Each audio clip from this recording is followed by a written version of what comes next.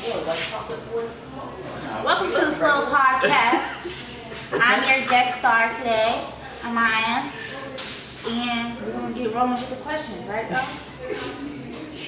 Well, you heard it from our future leader of excellence right here. Back to another episode with your hosts, Sham, Adric, Hello, Bob. and our guest today, Amaya. Well, Amaya, would you like to introduce yourself to our beloved audience? Sure. I'm Amaya. I am a sophomore at William & Mary. And what else do they need to know? I'm a business major. I'm interested in pursuing marketing and business analytics. And I also am the owner and operator of CakesByRenai. I've had my baking business since 2016. And Go get you some. yeah, follow me on Insta at CakesByRenai. Link in the description. Yes. Alright, so like I always do, they already know much about it, but whenever we start up an episode, we always ask the viewer, we always start with a starter question. Starter question is to get your blood flowing, get your juices flowing, get your thoughts together to prepare you for the topic of the podcast that we're going to talk about for today. And our starter question for you today is, because I know we know each other personally, so I know you're big on family. So if you was offered $1 billion and all you had to do was slap your mom, would you do it? Yes. But you gotta slap her as hard as you can, though. She'll be alright. It's for a greater cause. You got 10 billion up. I'm big on family, but I ain't dumb. You feel like she'll want you to do that? Yes. She don't even gotta know beforehand. I'll take the immediate consequence as long as I know that check is coming. All right, so how much of that you giving to her because you know you slapped her in the face? Oh, it don't even have to be abuse. I'm definitely gonna give her something regardless. Even if I won the lottery, no strings attached. Definitely taking care of moms first. For sure. Y'all hear that? She got a good heart. You did. Okay.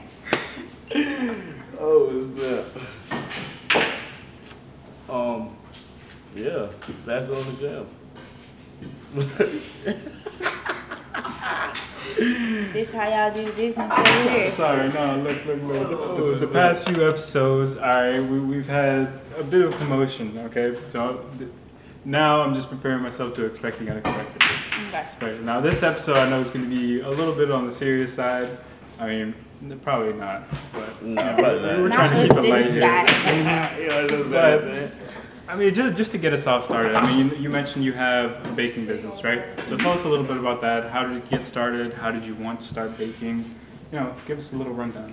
Yeah, so I've been baking in the kitchen. I attribute that want and that passion to my grandma. Mm-hmm. I actually am blessed to have 3 grandparents, which is 3 grandmas, which is a long, not really a long story, just and my grandparents got divorced, remarried, blah, blah, blah, blah. Anyway, so I say that to say I have always been surrounded by love and with grandmas who love to cook and love to pass that knowledge on. So that's where I, credit my love for baking to. It got started really because my friends and family believed in me. I baked a birthday cake for my best friend's dad. I baked him a red velvet cupcake with praline pecan topping and cream cheese icing, and I made that for him back in 2016, and he was like, "You can't be giving this away for the free, right?" So my best friend kind of she told me if you could have a card, a business card, what would it look like? I sent it over to her, and next thing I know, I got a box of business cards, and that's basically how I got started. My best friend's dad believed in me, and ever since then, we've been going strong. So, yeah. That's good. Do you feel like you have something that you feel like is your best, or you feel like anything you make is going to be good regardless, it's always at the top of the scale? I would say, I am one to try stuff all the time. So my business is called CakesByRenai, but it does not stop at cakes or cupcakes by any means. Actually, my best seller is my zucchini bread, which is if you've had banana bread, it's like a similar texture to that, but the zucchini like gives it some bite. It doesn't taste like vegetables. So it's like, I would say like a carrot cake, but with like, more summery instead of fall. And that's really my best seller at my, I did my first pop-up shop about, I don't know, a month ago now, and sold out of that very, very quickly. So that's my best seller. But like I said, I do everything. So would you consider your best friend's dad as a sort of a mentor to you in that sense? Or or was his role sort of like a mentor? Or was he more of a supporter to you? Really more of a supporter. I wouldn't go as far to say a mentor, but he definitely was like someone who, outside of my immediate family, who I was baking for, and like, in especially small businesses, a lot of people say like strangers are your best customers, right? Because like your family like expects free stuff from you, or discounted stuff, and it's like when you're always giving stuff away for like a lower price than the quality, it makes you like question like, can I take this to the next level if like, my best customers are my immediate family? Yeah. And he was someone outside of that circle who was like, yo, this is the real deal. So definitely someone who made me believe in myself, but I wouldn't go as far to say mentor, but yeah. Okay. And so when starting out especially, was this sort of like an idea that you had in mind before you took action on it? No. I would say that's a great question. I never dreamt of, having a baking business. It just like was happenstance. And even now, like with me, going to school for marketing, and, I still don't imagine like my dream job to be the owner and operator of like a storefront bakery. But it's definitely has inspired my passion. I learned along the way that I also love putting together social media posts and like making flyers, designing my cards, and actually just the exposure that my baking business gave me in my community. A local Jamaican restaurant hired me to be their marketing manager. So that was 2 summers ago now. And this was before they had like opened, so I was making their brand from scratch. So I made their logo, their menu, discussed like prices with them, how it should be best displayed, set up their Google business, their Yelp page, and like, all these things, that's a stop on my journey that my baking business brought me to. But I don't necessarily dream of taking my baking business to the next level. I kind of want to step back and, take that marketing aspect to the next level. Gotcha. Yeah. So I think that's a good decision in itself, because right now, even owning a business, one, is perfect, but from the way I see it is, I think you're sort of going into the affiliate marketing side. Like you could easily shift over into that and start selling baking products, things like that, amongst your own, right? Right. You might even see Amaya pans and baking sheets. You never know. But is that the side you were kind of thinking that you might want to go now? Just thinking like, marketing is definitely that. So let me go more in depth with my dream. So my dream job is to open my own marketing firm geared specifically towards aiding small business and especially minority-owned businesses, because with my experience with my own business and then helping that restaurant, marketing is kind of what falls to the wayside.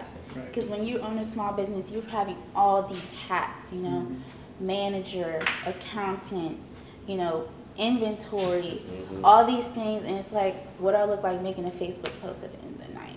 Like that engagement is not important if we're not selling stuff out the door, and that's something that I think having, experience with small businesses and then even running my own, even at, a smaller scale than what a storefront would be, just that understanding, I feel like is something that minority owned and small businesses, something they can use, and something, a small thing I can do to like change my community, uplift my community.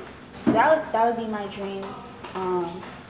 And hey, if I'm super successful in 30 years, yeah, you might see Amaya pans or, me really, having the extra funds to do something with my baking passion as well. But right now, that's not front of mind. It's not top of mind.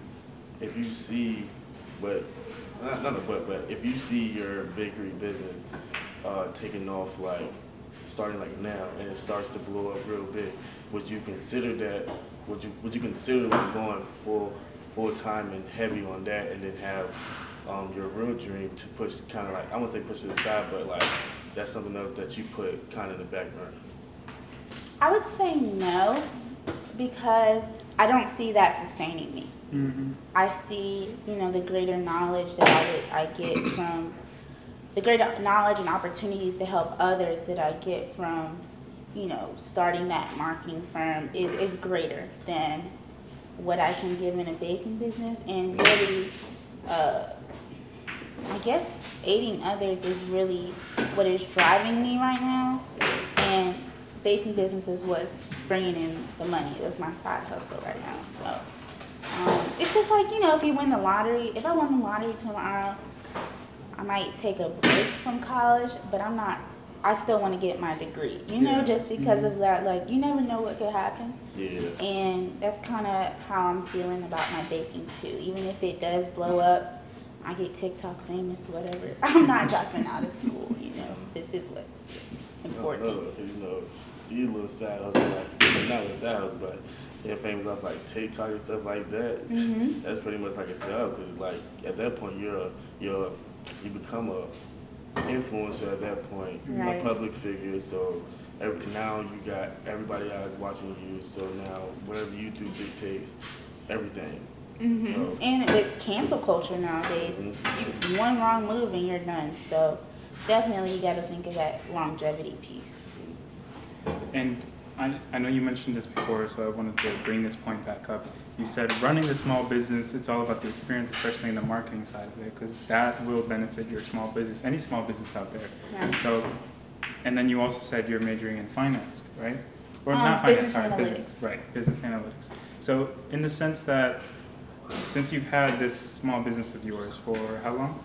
2016, so what's that, 8 years now? Okay, 8 years. It's been big, I would say, I've been taking this serious about 3 years. So let's say in these 3 years, what are some key things that you've learned? One, I know, is marketing is very important. So what would be some 3 things that you've probably learned out of this whole 3-year venture or being big? I would definitely bring up the point I made again of strangers are your best customer, because you can cater to your family all day, but at the end of the day you got to know your worth, and it's hardest to like get that point across to your family, whereas a stranger is treating you like any other business that they walk in, not afraid to pay that price, or not questioning that price. It's like you pick something off the Walmart shelf and not going to negotiate it. But even, I'm sure, the CEO of Walmart, I'm sure even his family is like, you can give me a discount, you know what I'm saying? Yeah. So, I would say strangers, so marketing, cater to strangers, and then, I would say,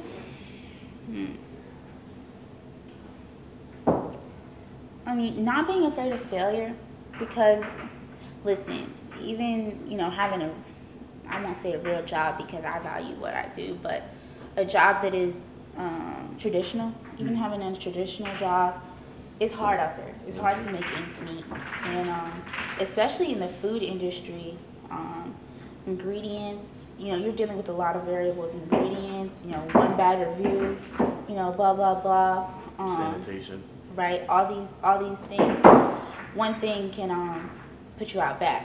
So even when you run a baking business at a smaller scale, like throughout your house, you can't be afraid for things to go wrong, or like, I'm gonna be honest, if some orders I can't justify a higher price because I'm running out of my house, but so I'm not making as much money as I want to be, or that I would be in a different economy or in the economy before COVID, you know. So ingredient prices have gone up, all this stuff. So I would just say, you know, exposure is marketing is super, super important. And even if you don't have an order coming in that week, make something. Make something and get that exposure out, because that's what's going to get the eye of the next customer. And even if you're losing money on that one thing, you got to look at the bigger picture. And my family's been really, like, because my mom, she, you know, staples like flour, butter, salt, milk, all these things that are like basics and everything, like she always is keeping the house stocked with those things. So really, when I get an order, I'm just buying those specialty ingredients. For example, for my zucchini bread, we don't always have zucchini in the house, you know, but we always got flour and sugar in the house. So I just got to think about what's that special ingredient. So that's helped me, you know, recover my costs. But yeah, you're gonna lose money, and that's all right, because when it's a passion, that really, you got to look at the bigger picture. So overall, I had a great summer, but I'm not gonna lie, sit up here and lie and say in a different economy I couldn't had an amazing summer, you know. So for many of those people who have a small business, or maybe even idea to start that small business, some of them may be working day in, day out to, you know, bring that dream alive, just like you have. Now, the biggest difference is some of these people may not have what you would call, whether it be motivation, discipline, the consistency, or the drive. So out of those things, what would you say separates you from someone who, you know, just had an idea, wants to start it, is like fiddling, you know, at the idea, trying to get it up and running? What would you say in your starting, you know, when you were starting, what differentiated you there? I would say drive, definitely. Motivation comes and goes for everyone. I'm not gonna sit up here and lie and say every day I'm running to the kitchen to make, you know, whatever. I'm not. But it's my drive, my want, my need to be the best version of myself that gets me in there, that, you know, remembers to take a picture of what I made, remembers to, you know, edit that picture to post it, remembers to, you know, double and triple check my grammar and spelling on like the post I make, or is constantly revising my email signature, or like, you know what I mean? It's things like, I want to be the best version of myself. I want to represent the best version of my business, and some days I do that better than others, but I will say I have the drive, and I have that in all aspects of my life. I'm gonna brag about myself a little bit. Like, I have in all aspects of my life, you know, my academic life, my personal life, my social life, my business persona, like, I always want to be the best version of myself, and I try to hold myself to that standard as best I can. And if not, I surround myself with people like y'all who will, you know, call me out. So I would say, you know, have that support, but also have that board, you know, that board of people who will critique you and praise you. And that's what's going to keep you on your toes, and that's what's going to differentiate yourself from the competition. You know, I agree 100% with what you just said, especially because I tell people all the time, especially being that me and Sham has started this podcast, I tell people all the time, like, without Sham having that go-getter mindset to just go do it, or be like, all right, we about to get this, or get the cameras, then this whole little podcast thing, or probably anything I probably do, would probably just be a dream or a thought that I always had in my mind that, yeah, I probably, like you said, fiddle around with it a little bit, just try to get it up, but like you say, without that drive, or without being consistent with it, and try to make sure, even if I don't make a video this week, I'm trying to schedule somebody else to promote this, to keep it going for next week, to try again. But I'm getting a little Timmy moment again. I ain't gonna lie. No. Shout out to Timmy from last week now, because I'm saying I'm getting a Timmy moment because I'm forgetting my train of thought, what I was saying. That's why I said that. But again, you made a valid point. Like, you got your Yeah. point across too. Yeah. And I wanted to mention on top of that too, just like our vision for the podcast, where it is you are your own brand. I think, Amaya, you very much embody that too with it yourself. Everything you just told us, in a sense that everything that you're doing, everything that you're thinking, what's going on in your head, it perfectly embodies what we had in mind. And you being on here, I think, one, I want to say it is an honor, in a sense, to have you here, because I've always wanted to ask you about this too, because not a lot of people, like you said, not a lot of people have this drive, nor have the discipline to continue for almost 8 years now. And like you said, in the past 3 years is when it was your prime time almost. Right. So I want to congratulate you on that too, on the accomplishment. So everyone spam congratulations Amaya in the comments. Go comment on her post as well. Thank you. My next question was leading up to, since you're studying business here as a major at William & Mary, do you think there are some things that you learned here that you've applied in the real world with your business? Well, I'll say just being a sophomore, there's not much I can say because I haven't been in all those business classes. With this being like a liberal arts college, you don't get to just jump right into your major. So more on that to come. I started the business school this semester, but I think definitely business is one of those things. You don't have to go to college or you don't have to get a degree in business to be a good businessman. I would say those little things, those details, the devil's in the details, that kind of shows, who's had that, academic experience to back up that street smarts. But listen, you don't have to take the traditional route to do something. I know so many successful business owners who really just had the privilege and the money to go ahead and do it instead of, enrolling straight into college. Because my family, I don't know, maybe y'all got it like that, but my family doesn't have the means right now to just be like, here, Maya, go start your marketing firm, and definitely. You see what we doing right now. Exactly. So, that's the thing that I think definitely comes with some privilege, but hey, more power to them. To be honest. Do you think being a student as well as a small business owner is hard on you, in a sense, time management wise and everything? No, because I have set my strict boundaries about school being my first priority, as I've reiterated to you all. I actually made a post yesterday saying, I moved in, it's grind time, not for this baking business, for school, So I basically told my customers, I like to call them my CakesByRenai family. I'll be back in the holidays.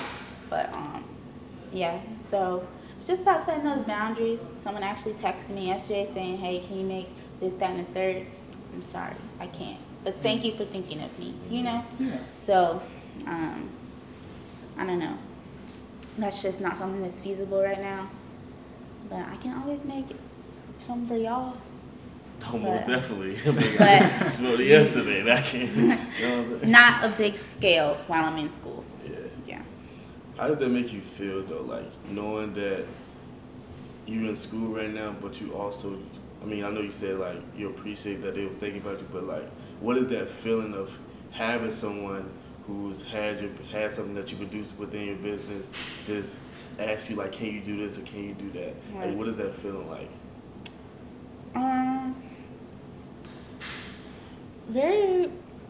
It's rewarding, definitely, knowing that you were the first person that came to someone's mind, and I always, a line I like to use is thank you for trusting me with this event, with this celebration, or even if they're buying it just because, thank you for trusting me.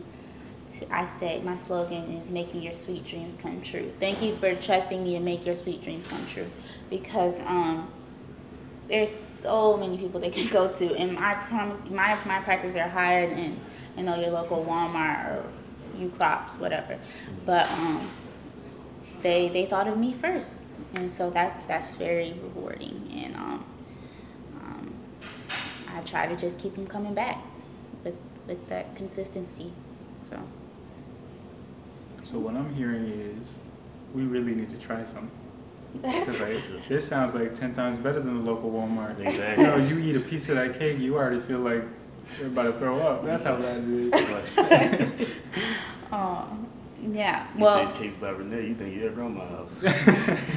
listen, I'm gonna let y'all in on a little secret. So, I am really not a sweets person. Like I'll get a cupcake and I take the icing off. Like I just want that little. But so that's kind of something different about me that I think also differentiates me from my competition, the local Walmart. Because I want something that everyone can enjoy. Yeah. Even if whether you're a sweets person or you're like a kid in the candy store every day, I want you to be like, now that was pretty good. So I think that's a reason why my zucchini bread is my best seller, because it's something that you can have for breakfast, you can have or for dessert or just a snack, and it doesn't overpower your palate. So yeah, that's a little secret. So let's get into a little more secrets. Okay. So what's your recipe? Nah, I can't tell you that now. The local Walmart is listening. You right. Yeah, I mean, we could. we can bleep it out. Yeah. You can just tell us. I can't tell you. Is this the whole a magician can never reveal his secrets type of thing? It's literally my whole business. Like if I give away my recipes. So yeah, I can't give away my secret. Is this something that you make that you don't care about? That as much? That I don't care for? Yeah, like within your business that you make that's like, I make it because I know it'll sell, or everything that you make, is that something that like you feel like it's beneficial to somebody? I am never gonna sell anything that I wouldn't eat myself. Period. I'm always gonna double, triple try my recipes. My mom, bro, y'all know you make something for your mom and she'll tell you like something's off about it. That's my mom. So me and my mom are checking these things every time I make them. And sometimes you gotta remake something when you gotta order the next day.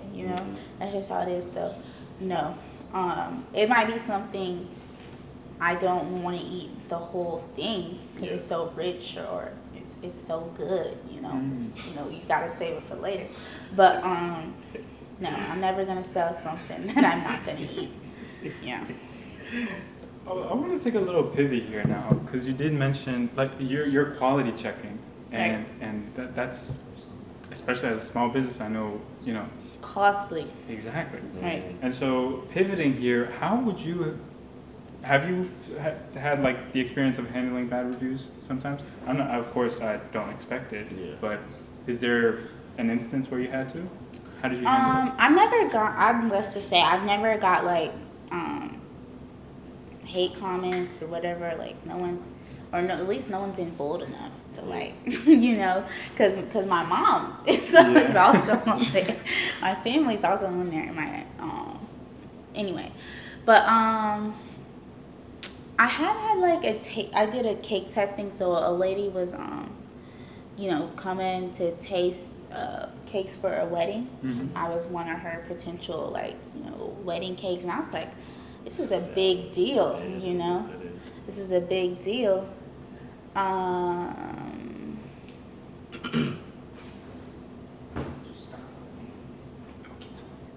Okay, sorry.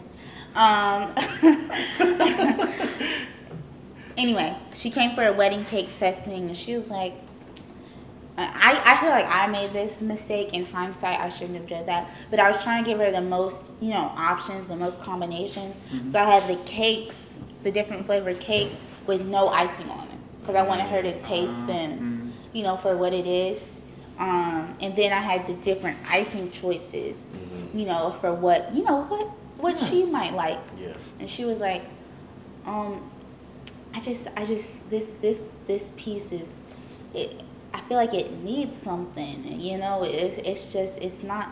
And I'm like, I'm thinking in my head like, duh, you don't eat Cake by itself. Unless it's like a cake. You don't eat cake by itself, but I gotta be professional. Like, well, this isn't all it comes with. I always put, a simple syrup on top that's gonna moisten it up, and then you get that extra flavor from whatever icing you try. She wasn't getting it. She was like, so I didn't end up being her, the person who made her wedding cake, which is fine. She still orders other stuff from me, but it's like, so everyone's not gonna get your vision. Yeah. And now I know for next time, what to do differently or how to explain it differently. So, yeah. All right, so dealing with somebody like that though, like actually there while you're there and saying like it's missing something, because I know me personally, if somebody said that, then maybe the unprofessional side of me probably would have came out.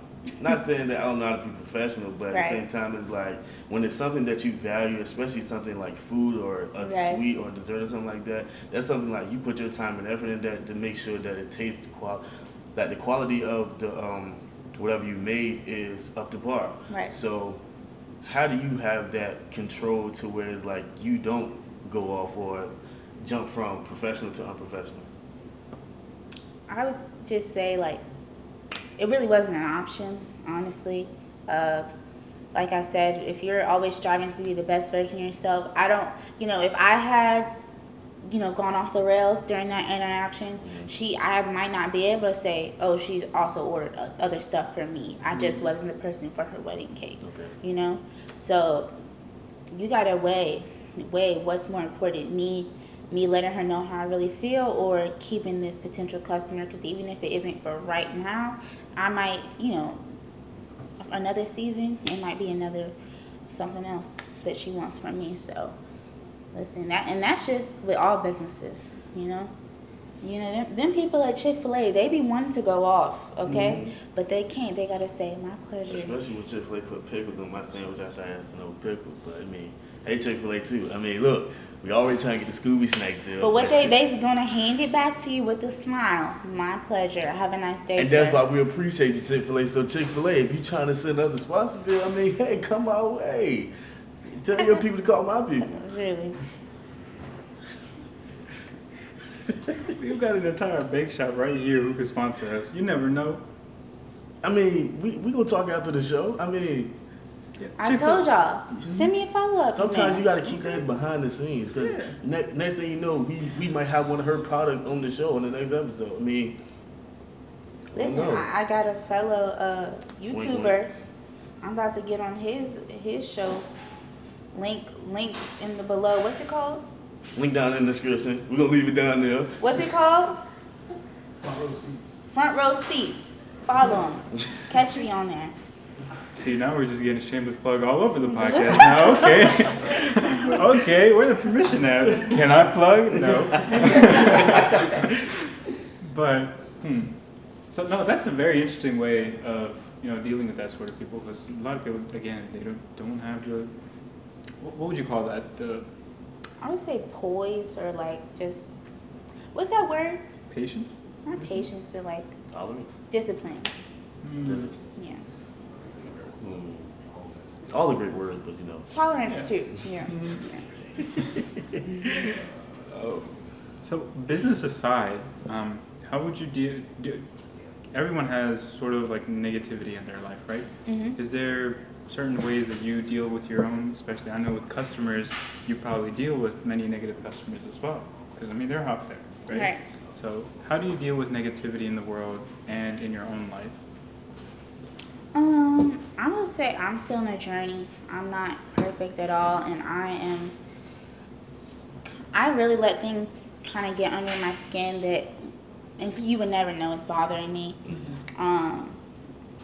So that's a journey I'm still on.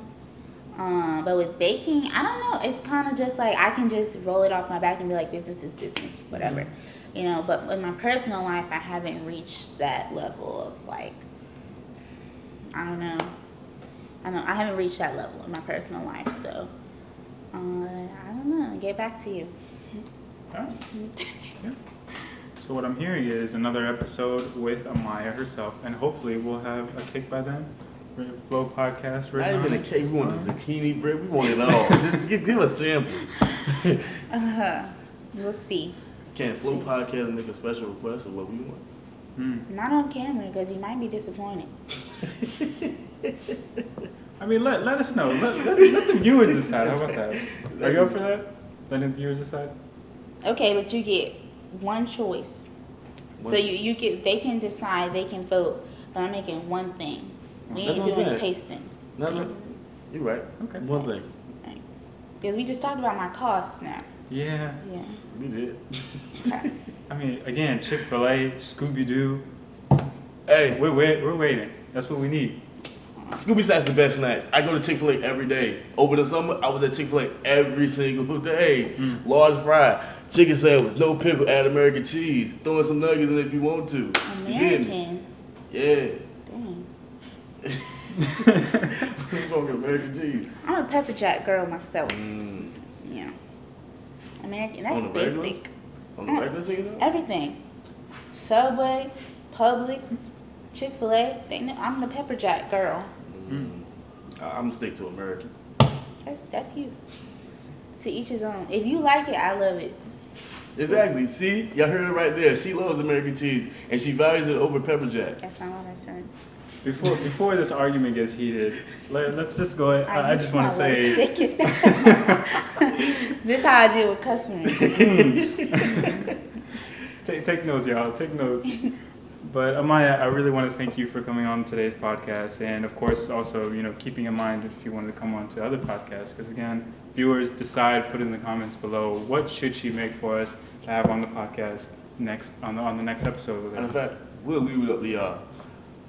Y'all can send any flavor or anything y'all want, and we'll pick down the line. You said we get one option, right? I ain't saying nothing. Oh, you said it earlier. I'm saying right now, I didn't say anything. Now let's play it. All right. Good then, right? Right. Now we straight. Thank you for joining us. Hey, I am. No, let me do it. I was going to say, because before, like, the viewers think, like, we Okay. got, it's like some tension going on. No, it's not This tension. ain't no tension. This is how we always Yeah, we are. do this all the time. Yeah. You can go ahead and continue. Where's the tension at? Let me cut the tension real quick. No tension. All right, but well, Amaya, if you want to go ahead and wrap it up, I mean, Okay. go for it. Thank you for joining us, future leaders of excellence. It's been a pleasure being a guest star on this episode. Again, I'm Amaya, owner and operator of CakesByRenai, and these are your two wonderful hosts. I know Y'all know the vibes. But look, though, before we actually cut it, I'm sorry. We always end the show with, what is something that you want to leave the viewers? Based off all that we talked about today, what's something that you want to leave the viewers? And we're going to cut it off like that. Know your worth. Know your worth, point blank period, and then add some more onto that. All right? I mean, y'all heard it, man. Like I said, we out of here. Y'all know the vibe. Let's do it quick. 3, 2, 1. Cakes by Renai. 3, 2. 1. Cakes by Renai.